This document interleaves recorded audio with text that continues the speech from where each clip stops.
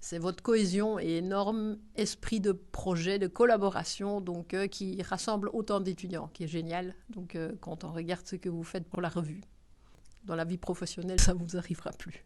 Ce que j'aime à la revue, c'est le second degré et le troisième degré. J'aime tout.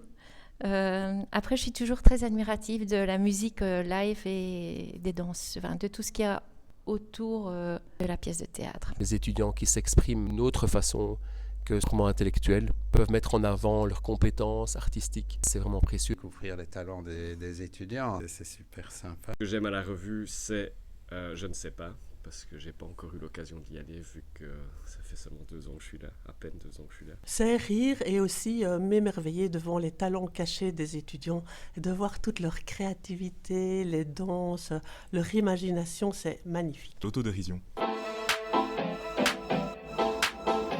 Soit acteur. J'ai joué à l'époque notre prof de physiologie, notamment une scène avec Caroline Canon qui jouait le rôle du lapin.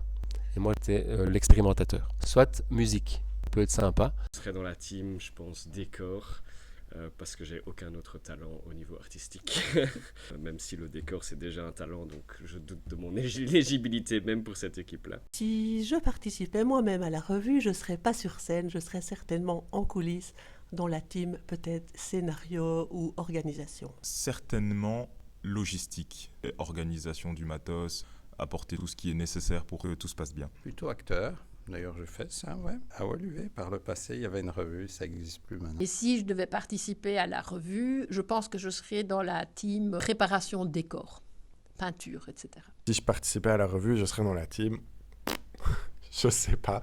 Vu que je viens d'arriver, je n'ai pas vraiment encore vu la revue. À l'époque, j'aurais été dans la team danse ou musique parce que je faisais de la danse et du piano, mais j'ai pas bien entretenu tout ça, donc maintenant je serais plutôt team déco, je pense. Désinstallez TikTok, Instagram et Facebook. Faites du sport, prenez l'air et surtout étudiez avec votre méthode. Ne pas procrastiner. Oui, travaillez beaucoup, dormez assez, changez-vous les idées en faisant du sport et mangez de manière saine. Là, vous entendez une maman.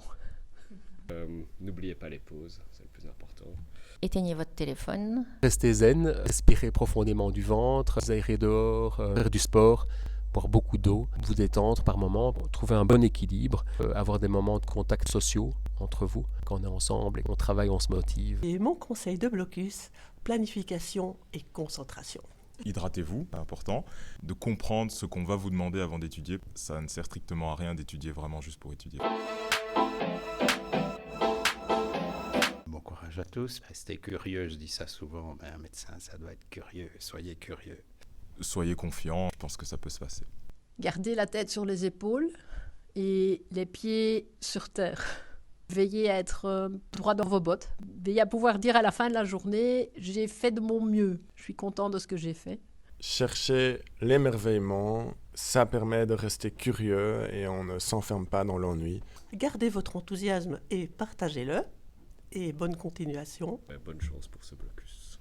Je vous souhaite vraiment le meilleur pour la suite, de rester vous-même, de continuer à vous découvrir, de garder passion, pas seulement travailler, de faire attention aussi à votre vie privée, votre future famille. Je vous souhaite bon vent. Vous êtes jeune, profitez de la vie et soyez passionnés. Voilà.